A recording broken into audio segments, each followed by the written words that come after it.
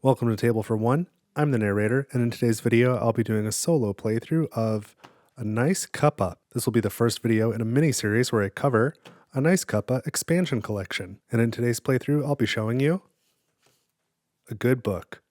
Let's get rolling.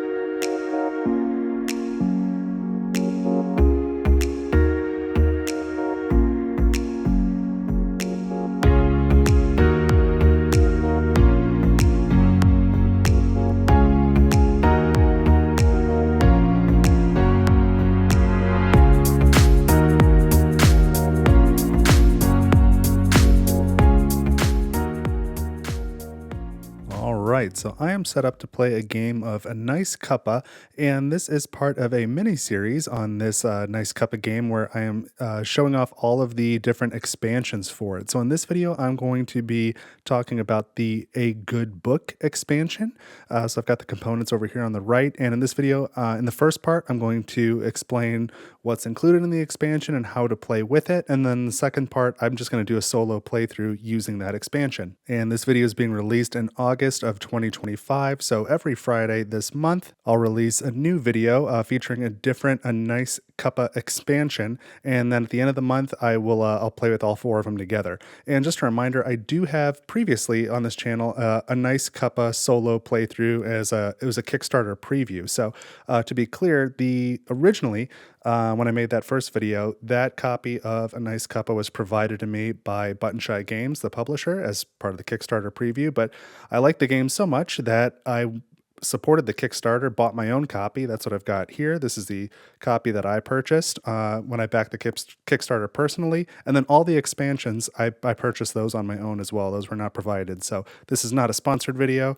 I just really like this game, and so I kind of want to show all the different content. And if you'd like to see the rest of these, please consider subscribing to the channel and leaving a like on this video so I know what you think of it. And don't forget, if you want to support the channel, you can always head over to my Ko-fi page, ko-fi. There's a link in the description. And also, this excellent Table for One neoprene playmat is available as well. So that would be super nice if you'd pick up a couple of those. But enough introduction, let's get going.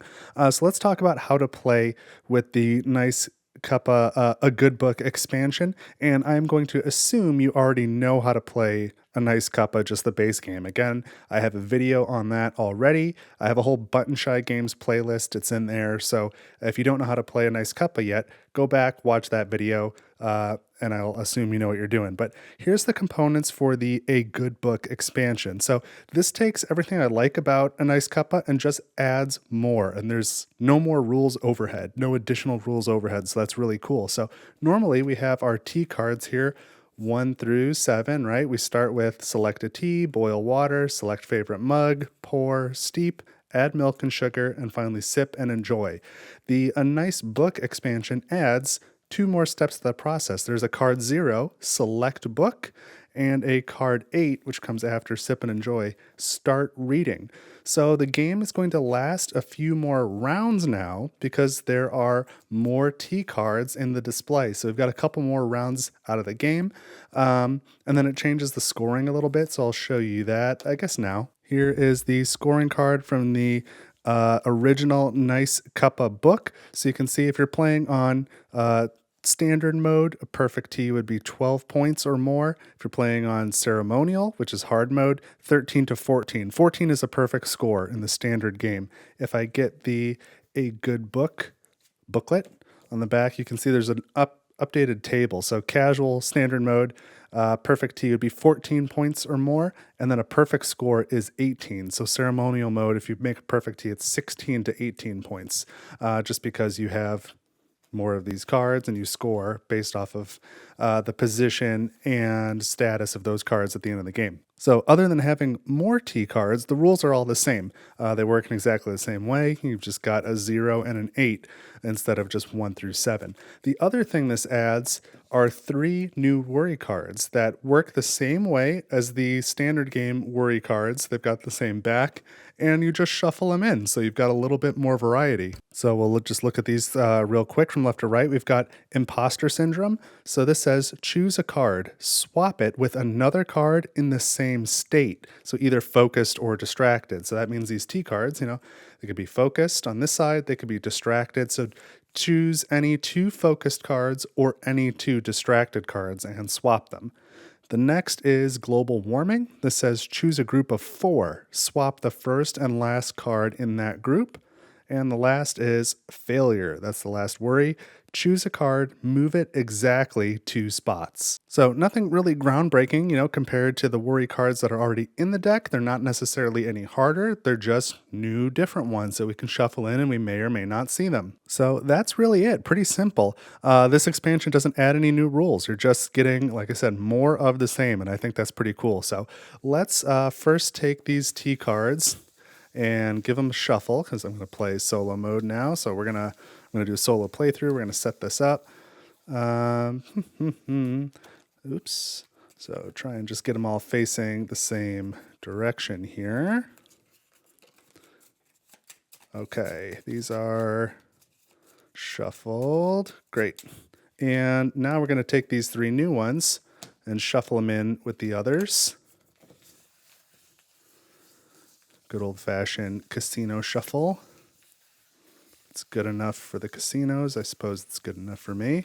Okay, so here's our worry cards. Probably not all facing the same direction, but that's okay. And let's get our game set up now. So we will put these like so. Need a little more room on the left. So these are in a random order. 0 is way on the wrong side.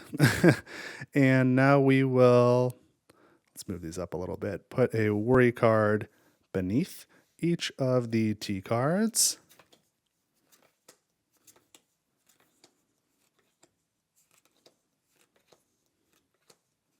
There we go. And then there are 4 leftover cards that get discarded without looking at them. So I'll just put them up there. And now I'll straighten out some of these worry cards because it's the beginning of the game, but I'm going to be moving cards around this whole time. They're not going to stay perfectly straight. That's okay. All right, so now we are ready to start the game. We're set up. So we can start anywhere and reveal any of these worry cards. And I don't really have a particular strategy. I'm going to reveal this one here for no real reason. Existential worries. So this one says, now that we've flipped one, again, I'm assuming you know how to play the game, but just as a refresher, from left to right, we resolve all of the face-up worry cards. So on this one, we choose the leftmost or rightmost pair in the line and swap the cards of that pair. So let's swap the 1 and the 2 so that they're in the right order. How about that? We'll do that. And that's it for resolving worry cards because there's only one face up. Now we flip each T card over that is above a worry card. So that one's on the distracted side.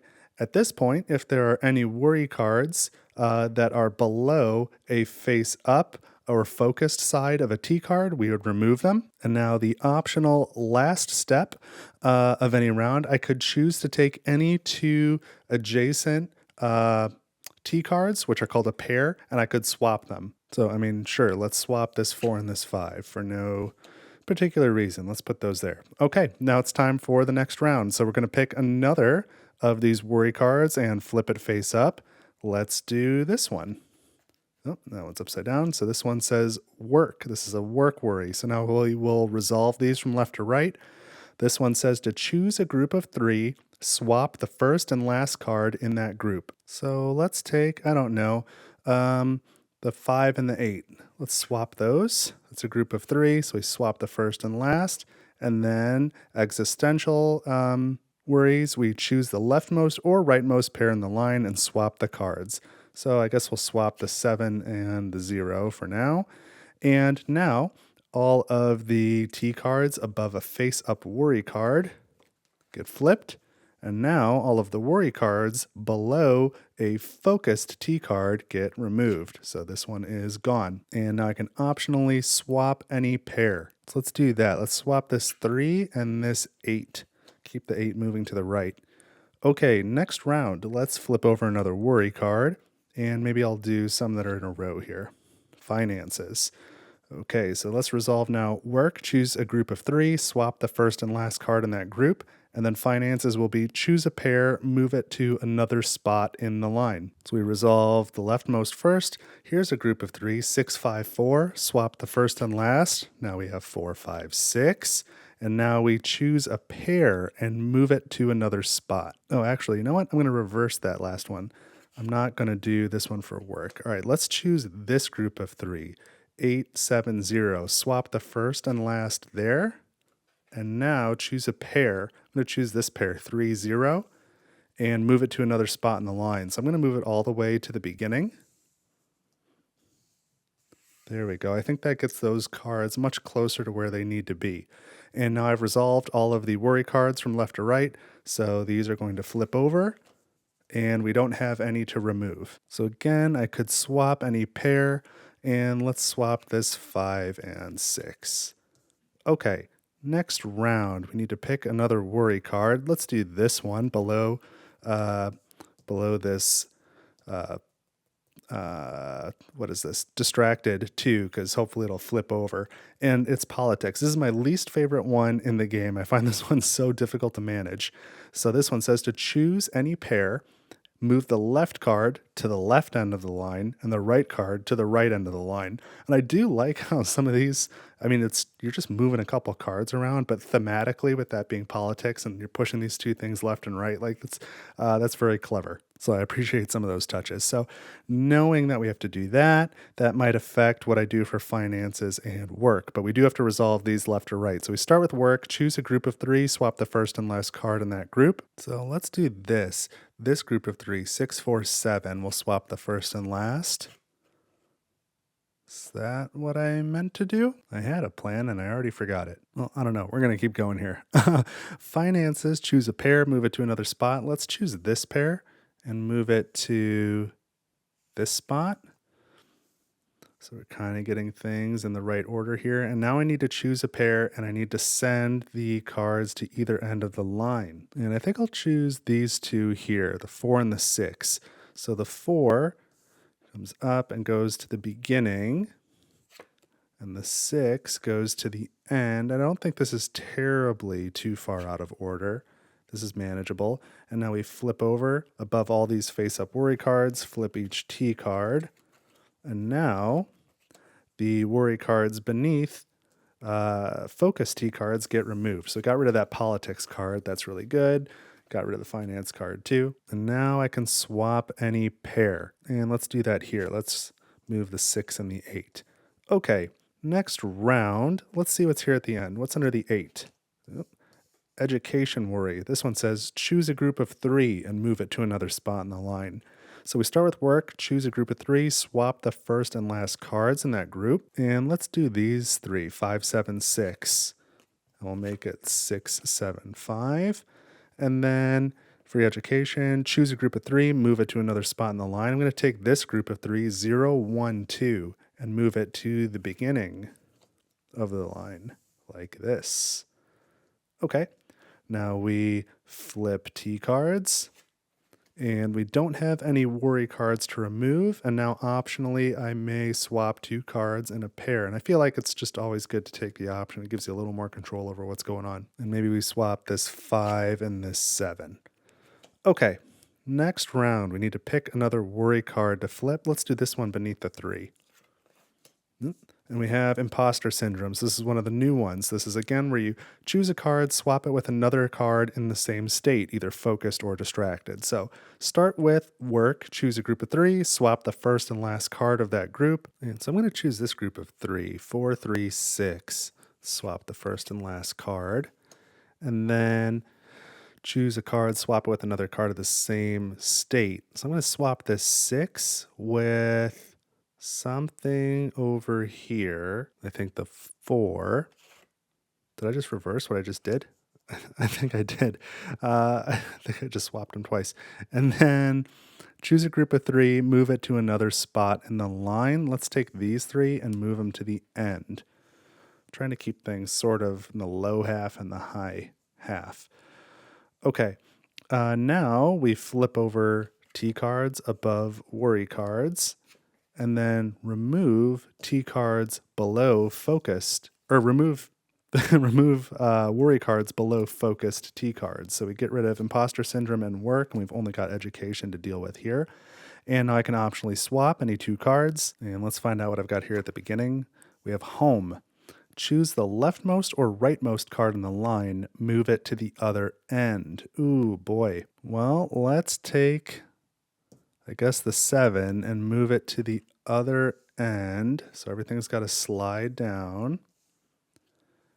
And then choose a group of 3 and move it to another spot in the line. I'm going to take this group of 3, 4, 3, 8, and move it to the right end so that that 8 gets rid of that education worry.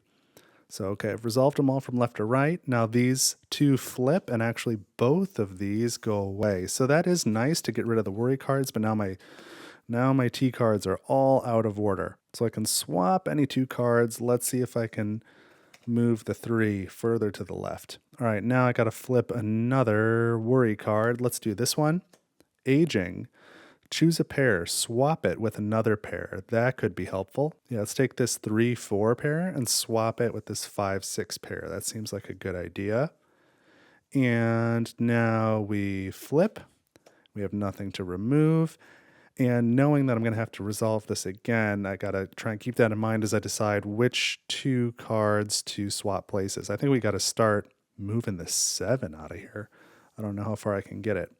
Okay, next round, flip over the last worry card. We have health. So choose any odd numbered card, swap it with any even numbered card. So let's maybe swap this 7 and this 4.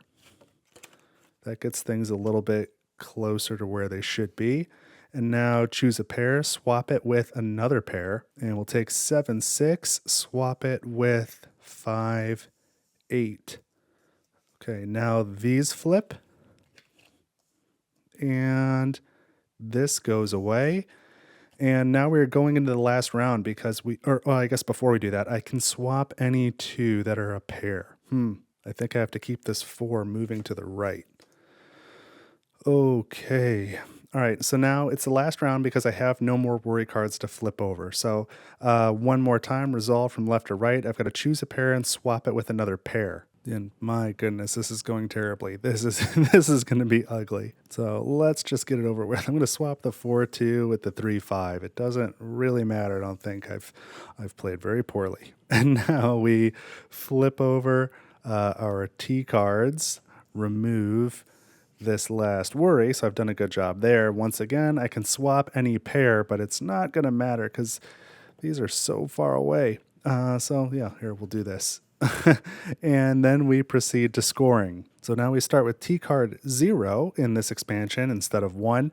And starting with 0, each moving to the right, each number that's in the correct sequence is available for scoring. So we have 0, 1, 3. All right, 3 is wrong. So we can only score cards 0 and 1. The rest of these don't matter. So of those 2 cards, they're both focused, so they're worth 2 points each. 1, 2, 3, 4. Had the 2 been in the correct spot, this would have been worth 1 point because it is distracted instead of focused. And then if I had any of those worry cards remaining, for each one of those, I would lose 1 point. So I have a total score of 4, again, out of a possible 18 with this expansion. So 7 or less playing on casual is spilled tea. You lose. I played absolutely abysmally. But that's okay. I think I demonstrated at least how to play with this A Good Book expansion. So there you go, a Nice Cuppa with a good book. So now you know how to play, and you've seen a playthrough, albeit a very poor one. But this remains among my favorite button shy game, if not my favorite. So I'm usually happy to play it a few times in a row, and I have achieved that perfect score, but it is not very common. It is possible, but